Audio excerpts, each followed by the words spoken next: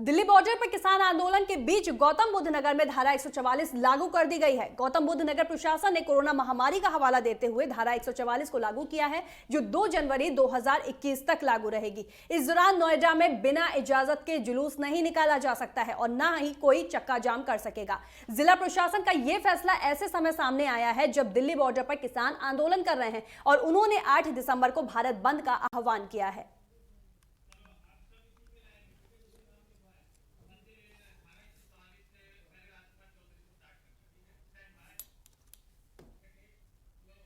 बारहवें दिन में किसानों का आंदोलन जारी है और 8 दिसंबर यानी कि कल भारत बंद का आह्वान किसानों की तरफ से किया गया है। दूसरी तरफ तमाम पार्टियों का यहां पर समर्थन भी किसान आंदोलन को मिलता जा रहा है और इन्हीं सब पर तमाम जानकारी के लिए हमारे साथ संवाददाता जुड़े हुए हैं।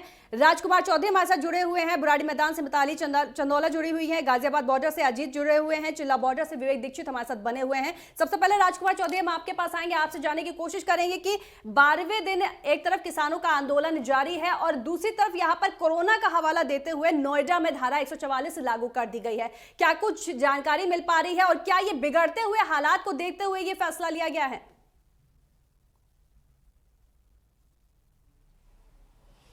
बिल्कुल, हमें समझने की आवश्यकता है। एक उम्मीद की किरण प्रतिदिन जैसे सुबह की पहली किरण फूटती है, उसके साथ ही किसानों का एक भरोसा कायम होता है कि शायद हो सकता है इसका आज एक समाधान निकले।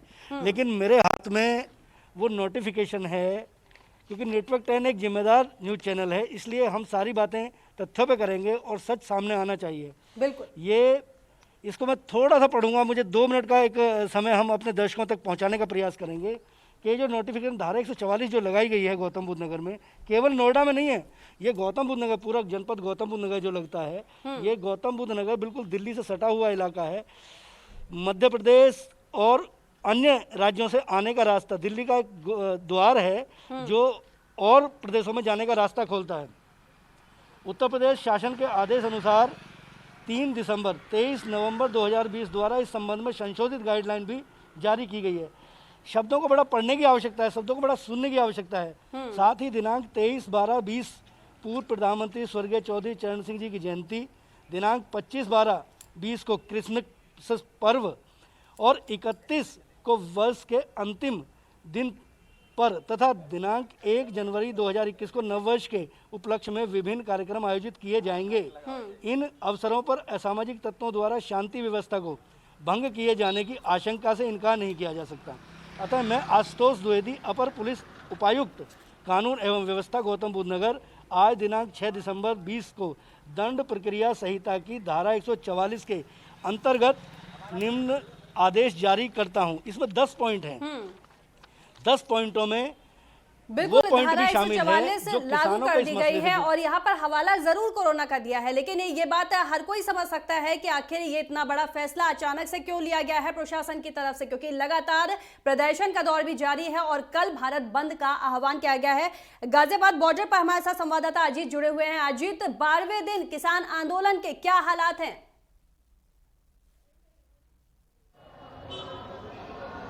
देखिए, किसान आंदोलन का आज यूपी गेट पे 12वां दिन है और आप देख सकते हैं किसान दिन रात किस तरीके से रहते हैं। ठंड का माहौल है, यहाँ पर बना हुआ है ठंड का माहौल, और रात को जिस तरीके से परेशानी उठा के परेशानी का जहाँ सामना करना पड़ता है, उनको ठंड लगती है, तो प्रशासन की तरफ से भी हालांकि उनको सारी सुविधाएँ भी दी जा रही है। और कल की बात हम करें तो कल पूरा भारत बंद का ऐलान किया गया है और मेरे साथ राकेश टिकैत जो नेता हैं कि भारतीय किसान यूनियन के, उनसे बात करेंगे कल के विषय में। क्या कल का जो भारत बंद का विषय है जी सर, उस विषय में क्या कहना चाहेंगे सर? ये 11 बजे से और 3 बजे तक रहेगा जी। और अपना गांव अपनी सड़क का कॉन्सेप्ट दिया है जी। और जो नौकरी पेशे वाले लोग हैं वे 10-11 बजे तक अपने ऑफिस में जाएं, अपना ऑफिस का काम करें जी। और 5 बजे के बाद में 3 बजे के बाद फिर उनको फ्री रहेगा। सीधा बात करें, इससे एक संदेश दिया जाएगा सरकार को, मतलब इससे कोई परिणाम निकल के सामने आएगा? देखो, परिणाम तो इनसे क्या निकलता है, एक विरोध करने का एक तरीका है कि भाई सरकार हमारी बात सुने और आम जनता तक एक मैसेज पहुंचाने का वो है ना। हमारा आम जनता से कुछ है कि हम उनको तंग कर रहे हैं, हमारे मुद्दे हैं। जी अजीत, यहाँ वक्त एक छोटे से ब्रेक का हो गया है। जल्द लौटेंगे और दर्शकों तक पहुंचाएंगे कि आखिर 12वें दिन किस तरह के हालात बने हुए हैं और किसानों का क्या कुछ कहना है।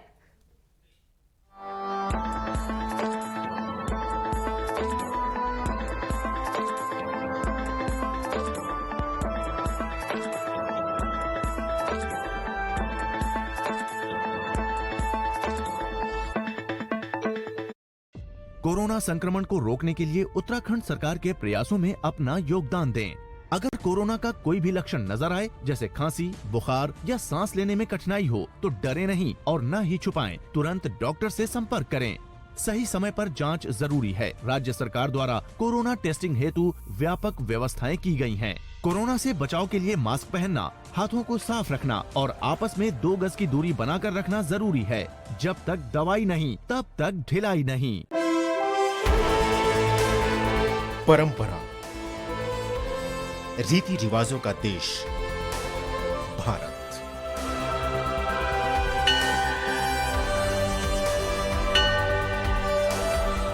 खेत खलिहानों का देश भारत।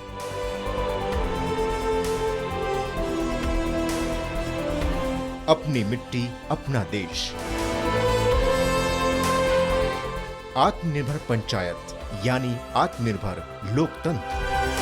गांव के संपूर्ण विकास से समृद्ध भारत का सफर। अब बोलेगी मिट्टी, सुनेगा देश। देखिए ग्रामीण भारत सिर्फ नेटवर्क 10 पर।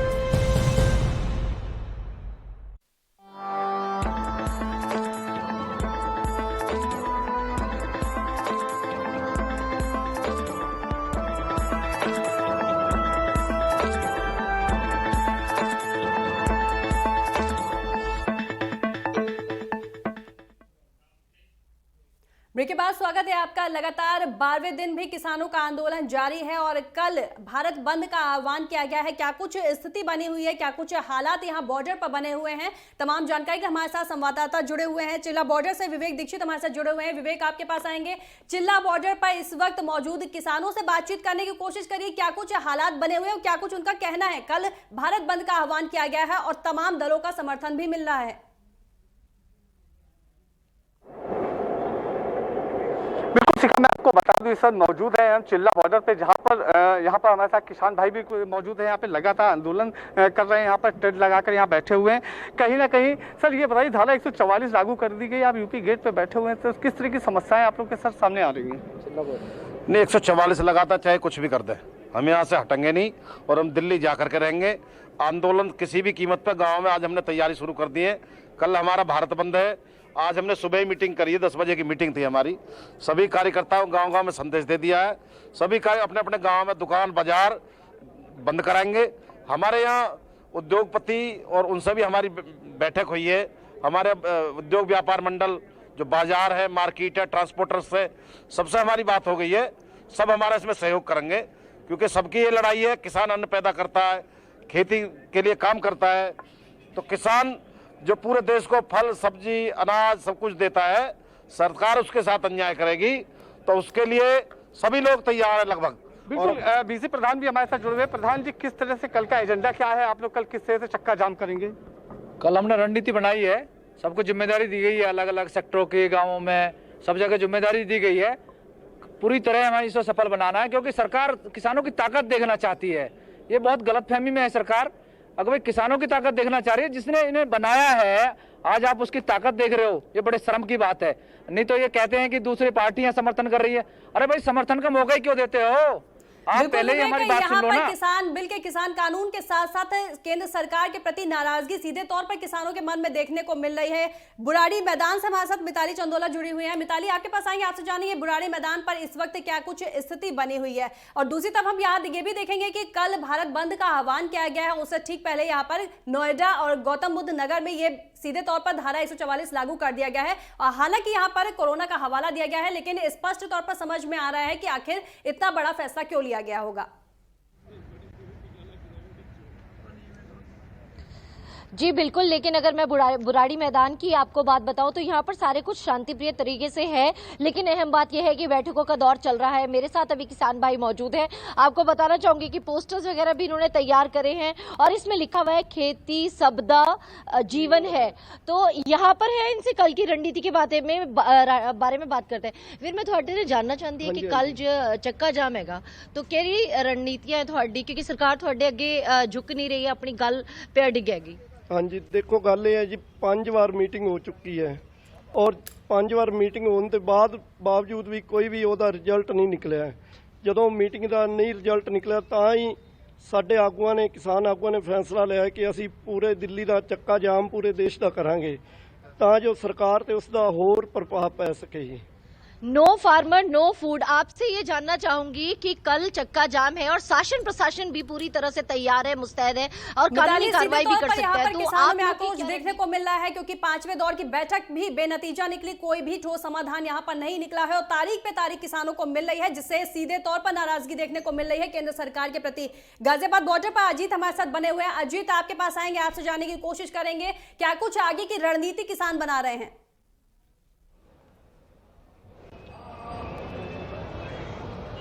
देखिए, यहाँ की रणनीति में आपको बता दूं कि यूपी बॉर्डर पे जिस तरीके से किसान यूनियन राकेश टिकैत ने उनका बयान ये है कि 11 बजे से लेकर के 3 बजे तक अपने घरों में बने रहें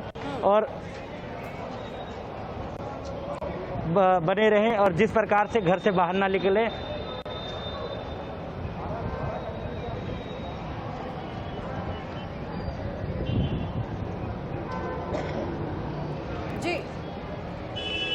जी अजीत, लगातार यहाँ पर हम देख रहे हैं 12वें दिन भी विरोध प्रदर्शन जारी है और कल 8 दिसंबर को भारत बंद का आह्वान किया गया है। प्रशासन कितना मुस्तैद नजर आ रहा है?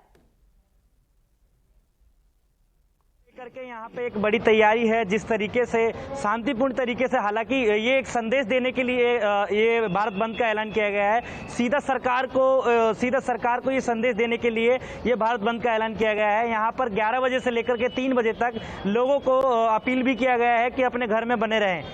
सीधा मैं बात करूंगा राकेश टिकैत जी से कि क्या अपील करना चाहते हैं जनता के लिए, जिस तरीके से उन्हें समर्थन भी मिल रहा है। ट्रांसपोर्टों का जो आना शुरू हुआ था सुबह भी, ओला जी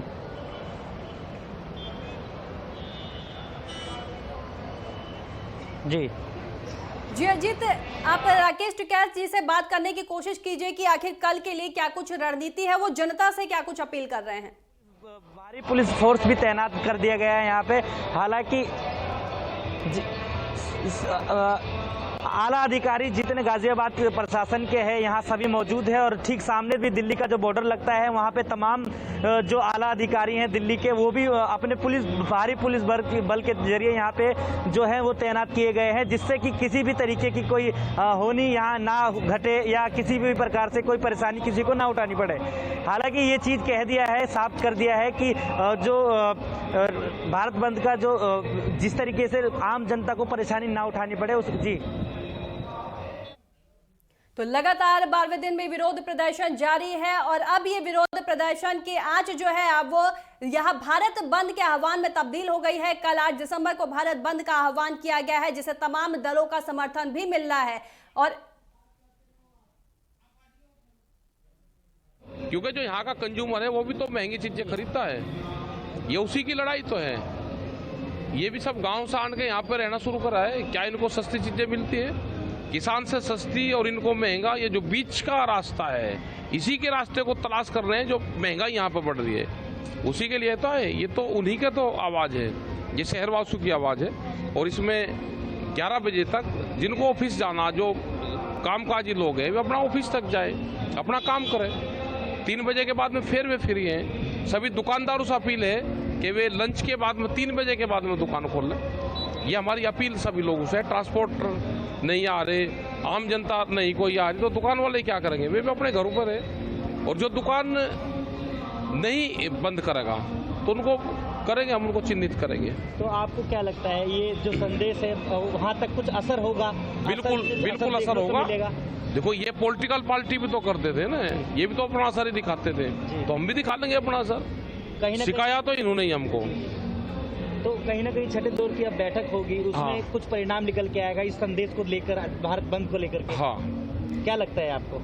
जी अजीत, तो यहाँ हमारा पर तो राकेश यस और टिकैत नो ने से भी हमारा- जनता से अपील की है कि वो भी अपना सहयोग प्रदान करे, क्योंकि किसानों की आवाज को उठाना यहाँ बेहद जरूरी हो चुका है, जब केंद्र सरकार उनकी आवाज को नहीं उठा रही है। आप सभी संवाददाताओं का बहुत बहुत धन्यवाद, आपने जो राय दी है और यहाँ पर अपनी जो तस्वीरें दिखाई हैं सीधे दर्शकों तक पहुंचाई है।